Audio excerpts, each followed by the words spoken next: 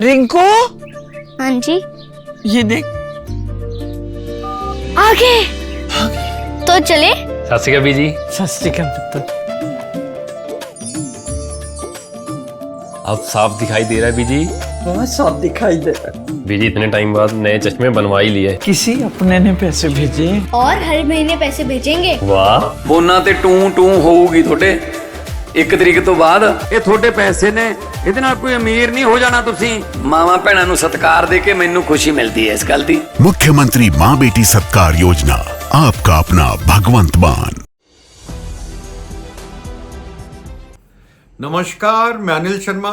आप लोग देख रहे हैं 4 PM। आप लोगों का बहुत बहुत स्वागत है इस नेटवर्क पर। मोदी कैबिनेट में, नरेंद्र मोदी जी हमारे माननीय प्रधानमंत्री के कैबिनेट में क्या हम कुछ नया देखने वाले हैं? कुछ बड़ा फेरबदल होने वाला है? कुछ नए लोगों को मिलाने की उम्मीद है? हमारे सूत्र बता रहे हैं। इस पे बात तो बहुत हुई, पहले भी हुई थी, आपको ध्यान होगा, पर अब शायद तैयारी पूरी हो चुकी है कि कब करना है और कैसे करना है। और यह बात क्यों उठी?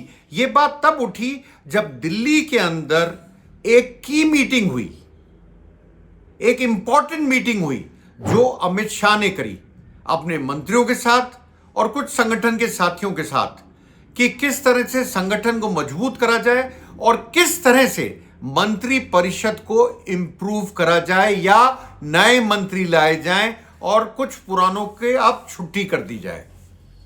सूत्र बताते हैं कि यह मंत्रिमंडल फेरबदल या एक्सपेंशन चुनावों से पहले, चुनाव कहां पर है? विधानसभा आपको पता है फरवरी मार्च के आसपास, उत्तर प्रदेश और पंजाब से पहले या मॉनसून सत्र से पहले भी, जो कि 20 जुलाई से चालू हो रहा है, से पहले भी बदले जा सकते हैं, एक्सपेंशन किया जा सकता है, फेरबदल किया जा सकता है मंत्रिमंडल में। तो आप ही देखिए, मीटिंग हुई, मीटिंग में डिस्कशन भी हुआ। सूत्रीय बता रहे हैं काफी लंबा डिस्कशन हुआ। उसमें प्रधानमंत्री नहीं थे मौजूद क्योंकि वो गए हुए हैं बाहर फॉरेन ट्रैवल पे, इसलिए वो मौजूद नहीं थे। पर आप जानते हैं ज्यादा डिसीजन जो होते हैं वो अमित शाह ले लेते हैं और मोदी जी उसको कभी बीच में रुकावट डालते नहीं। तो ये जो मीटिंग हुई थी दिल्ली के अंदर, जो अमित शाह जी ने चेयर करी थी, उसमें आग लगा दी एक तरह से, मतलब एक तरह से लोगों में उत्सुकता जगा दी। क्या मंत्रिमंडल में फेरबदल होने वाला है? सूत्र बताते हैं जल्दी होगा, जल्दी हो सकता है।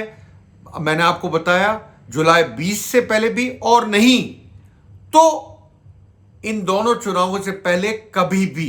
उत्तर प्रदेश और पंजाब की बात कर रहा हूं मैं, जहां विधानसभा चुनाव है फरवरी मार्च में। इसके पीछे कारण क्या है? अगर हम लगाएं कारण क्या है मेन मंत्रिमंडल विस्तार और फेरबदल के पीछे, एक कारण तो यह है, नरेंद्र मोदी और अमित शाह अब यह चाहते हैं कि जो नया कैबिनेट बने वो यंग हो, उम्र में छोटा हो, यही 50-55 साल के बीच के मंत्री हो, इससे ज्यादा उम्र ना हो, इससे कम हो तो चलेगा पर ज्यादा ना हो।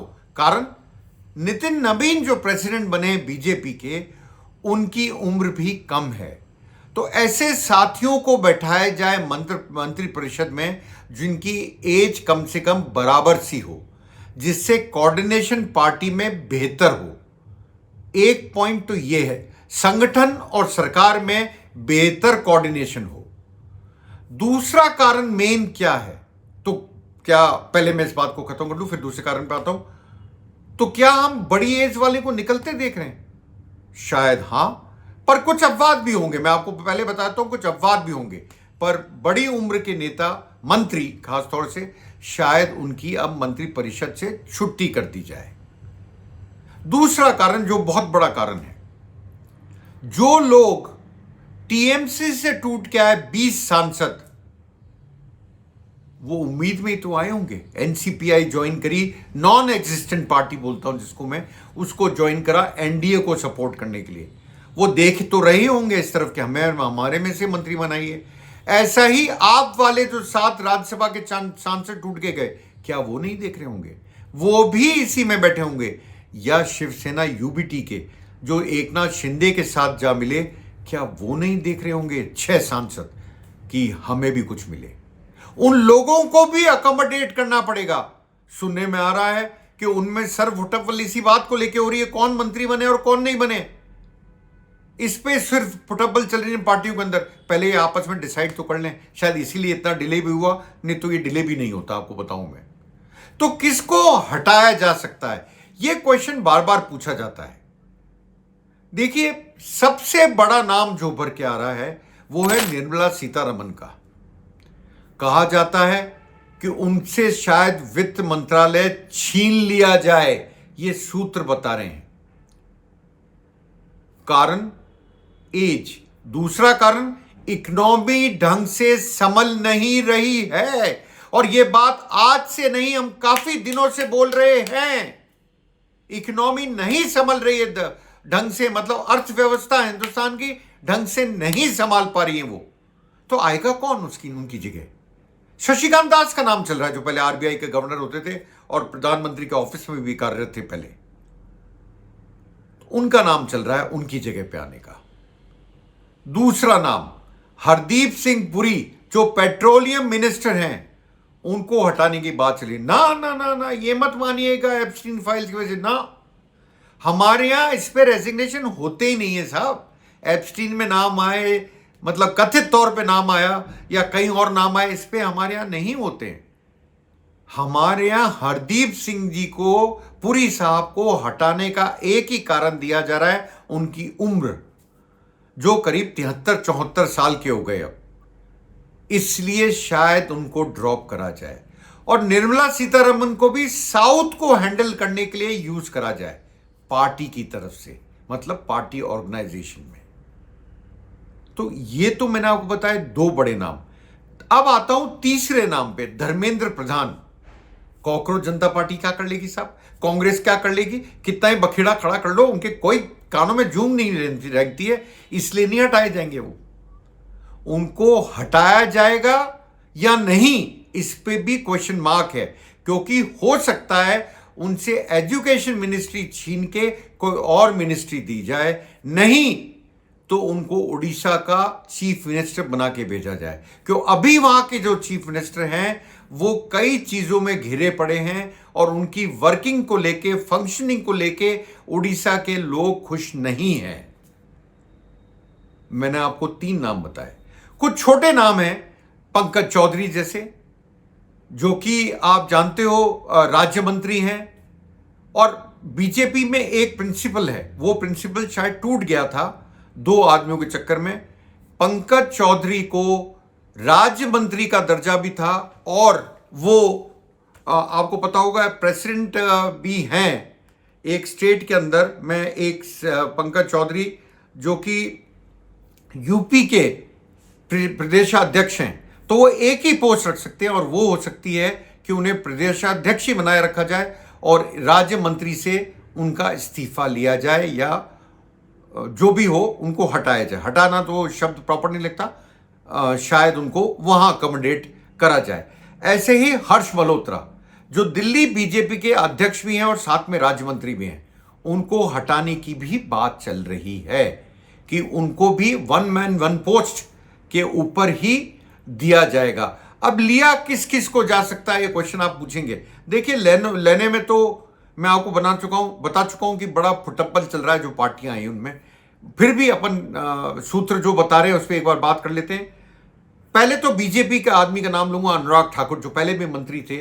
उनकी एज भी इस हिसाब से ठीक है, शायद उनको मंत्रिपरिषद वापस से दिया जाए। ऐसे ही राघव चड्ढा या संदीप पाठक जो आपसे आए, इनमें से एक को मुझे लगता है पंजाब चुनावों से पहले अकोमोडेट करा जाएगा मिनिस्ट्री के अंदर। ऐसे ही डी पुरंदेश्वरी, इनको मंत्रिपरिषद में लिया जा सकता है क्यों 2029 के चुनाव को देखते हो। देखिए एक चीज मैं आपको यहाँ समझाना जरूरी है, शायद ये इस बार का टेन्योर का मोदी जी के आखिरी एक्सपेंशन और रिशफल हो। वैसे पॉलिटिक्स के अंदर कोई भी चीज परमानेंट नहीं होती, ये भी बोलूंगा, पर शायद ये आखिरी हो 2029 माफी चाहूंगा, 2029 के चुनावों से पहले। ऐसे ही काकोली